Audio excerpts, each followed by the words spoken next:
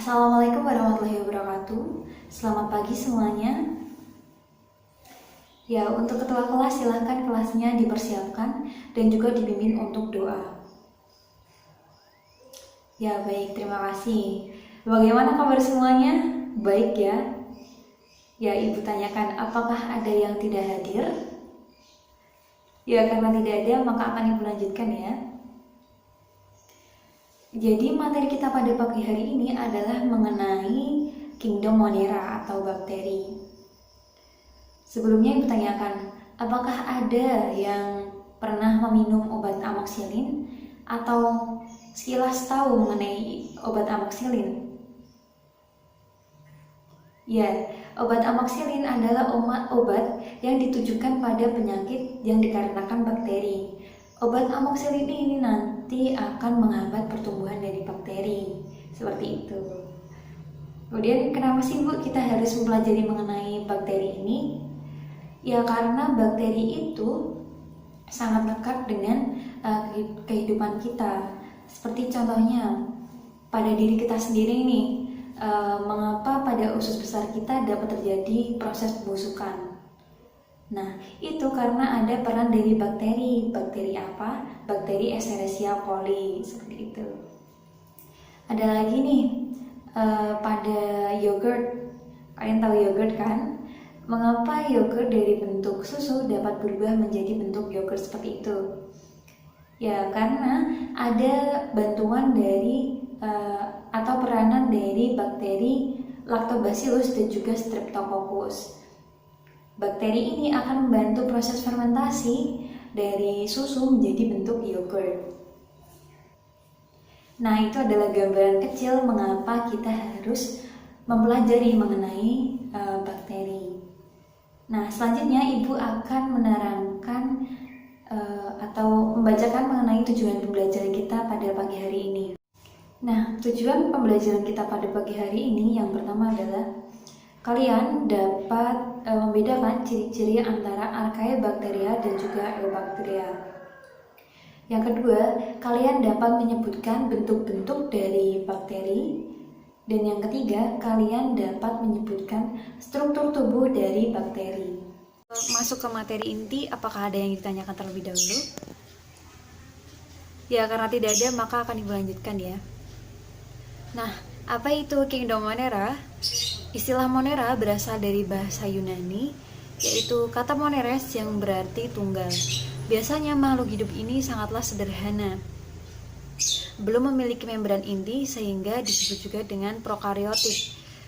Dan juga makhluk hidup ini biasanya uniseluler. Kingdom Monera dapat disebut juga dengan bakteri. Bakteri berasal dari kata bakterion, berarti batang yang berukuran sangat kecil. Kingdom Monera dibagi menjadi 3 domain. Domain yang pertama adalah Archaebacteria, yang kedua Eubacteria, dan yang ketiga ada Eukaryotik. Sebelumnya tidak ada perbedaan antara ketiga domain ini. Namun setelah ditelisik lebih lanjut, ternyata para ilmuwan menemukan perbedaan yang kemudian dibagi menjadi 3 domain tersebut. Ya, selanjutnya adalah perbedaan dari ketiga domain. Dapat dilihat pada gambar. Yang pertama, untuk karakteristik membran inti. Pada bakteria tidak memiliki membran inti. Berikut juga dengan domain Archaebacteria tidak memiliki membran inti. Sedangkan pada Eukarya itu memiliki membran inti. Kemudian karakteristik yang kedua adalah organel bermembran. Pada bakteria dan juga Archaebacteria tidak memiliki, sedangkan pada eukaryotik itu memiliki. Kemudian karakteristik peptidoglikan dalam dinding sel. Pada bakteria itu terdapat peptidoglikan, sedangkan pada Archaebacteria dan juga eukaryo itu tidak memiliki peptidoglikan pada dalam dinding selnya. Kemudian membran lipid. Pada bakteria itu terdiri atas hidrokarbon bercabang, sedangkan pada Archaebacteria itu terdapat beberapa hidrokarbon yang bercabang, sedangkan pada eukarya terdapat hidrokarbon yang tidak bercabang.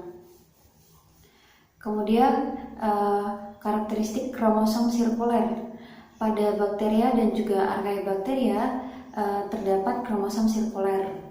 Kemudian pada eukarya tidak terdapat kromosom sirkuler karena kromosomnya sudah berbentuk double helix. Selanjutnya kita masuk ke ciri-ciri umum dari bakteri. Dapat dilihat pada gambar. Yang pertama adalah merupakan organisme uniseluler atau merupakan sel tunggal, walaupun beberapa ada yang hidup secara berkelompok atau berkoloni.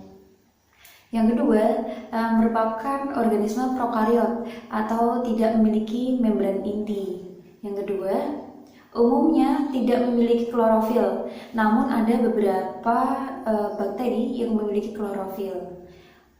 Yang keempat, memiliki ukuran tubuh yang bervariasi antara 0,12 sampai dengan ratusan mikron dan umumnya memiliki ukuran rata-rata 1 sampai 5 mikron.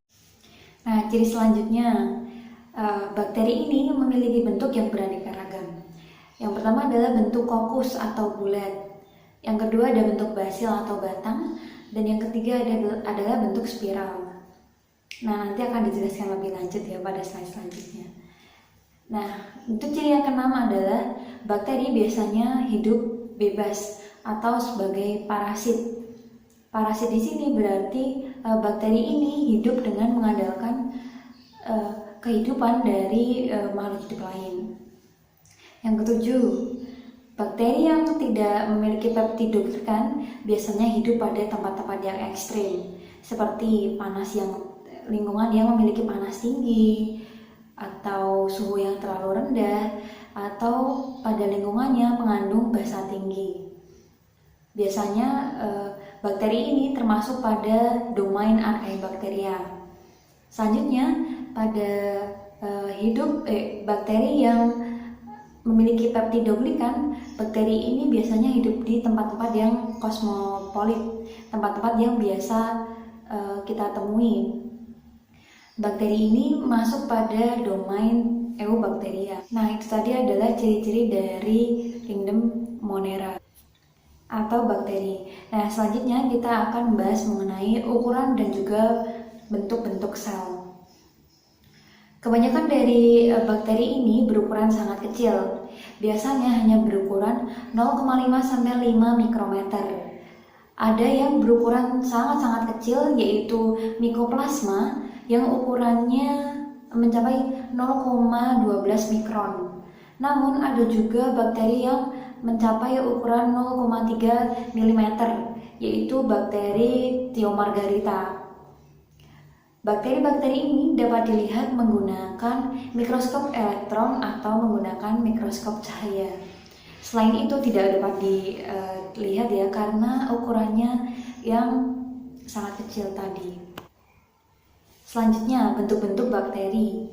Bentuk bakteri telah dijelaskan tadi ada 3. Yang pertama, kokus atau bulat. Yang kedua ada basil atau batang. Dan yang ketiga ada spiral atau spilar. Bakteri dengan bentuk kokus ini biasanya berukuran antara 1 mikrometer. Kemudian untuk bakteri dengan bentuk basil atau batang biasanya berukuran sekitar 2 mikrometer. Dan untuk bakteri yang berbentuk spiral atau spirilla itu biasanya berukuran antara hingga mencapai 5 mikrometer. Nah, selanjutnya bakteri berbentuk kokus atau bulat. Bakteri ini memiliki bentuk-bentuk lain. Yang pertama ada monokokus. Biasanya berbentuk bulat tunggal. Contohnya adalah Neisseria gonorrhoeae. Kemudian ada bakteri kokus, yaitu Diplococcus. Bakteri ini biasanya bulat berpasangan. Kemudian ada bakteri Streptococcus. Bakteri ini berbentuk seperti anggur, bulat berkoloni dan membentuk rantai. Ya, selanjutnya ada penamaan lain dari bakteri berdasarkan jumlah dan juga posisi dari flagellum. Ada 4. Yang pertama adalah monotrik, apabila dalam suatu bakteri terdapat pada salah satu sisinya terdapat 1 flagellum. Kemudian ada bakteri Lophotrich. Apabila pada salah satu sisi dari bakteri terdapat lebih dari satu flagellum. Kemudian ada bakteri Amphitrich. Disebut Amphitrich apabila pada kedua sisi dari bakteri terdapat lebih dari 2 flagellum. Kemudian ada bakteri dengan bentuk peritrich, yaitu pada setiap sisi dari bakteri terdapat flagellum. Yaitu tadi adalah bentuk-bentuk dari bakteri.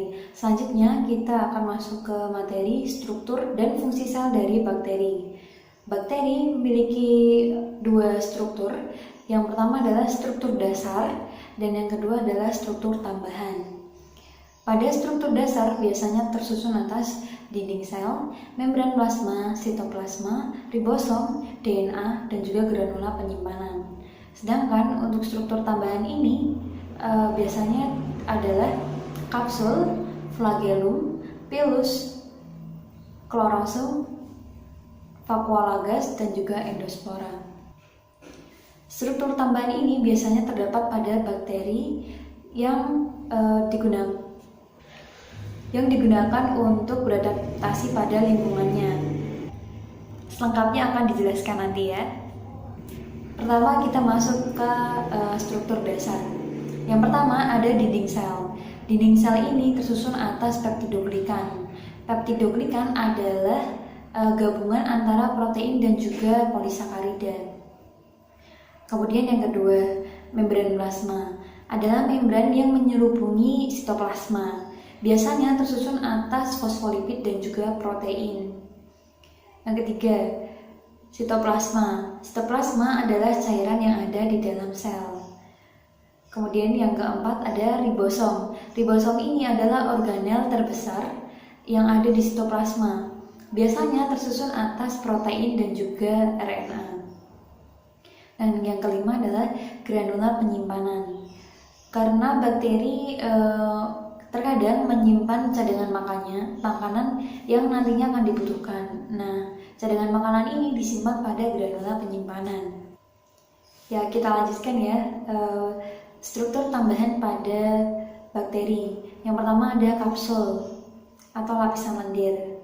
Adalah lapisan di luar dinding sel pada jenis bakteri tertentu.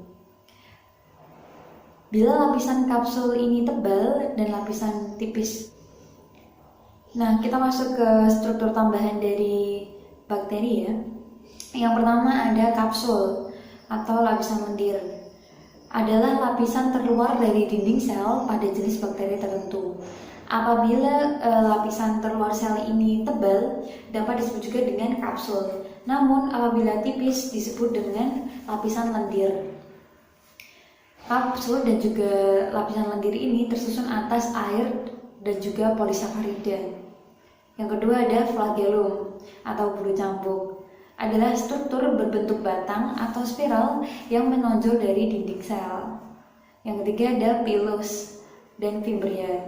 Adalah struktur berbentuk seperti rambut halus yang menonjol dari dinding sel dan mirip seperti flagellum, namun lebih pendek dan juga lebih kaku.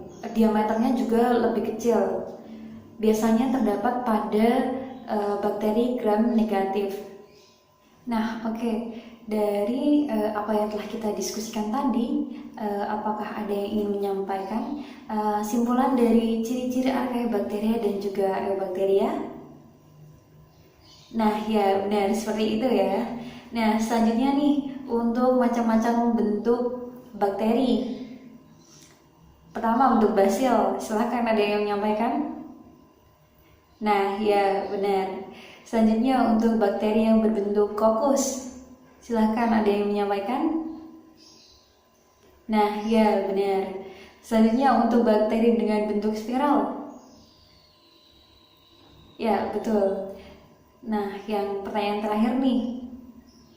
Untuk struktur dari bakteri, struktur bakteri yang paling dalam, coba disebutkan.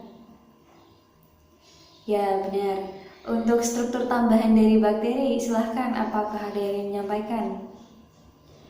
Nah, ya benar. Nah, seperti itu ya. Semoga apa yang telah kita diskusikan hari ini semuanya bisa menerimanya dengan baik dan kemudian bisa diterapkan di dalam kehidupan. Terima kasih.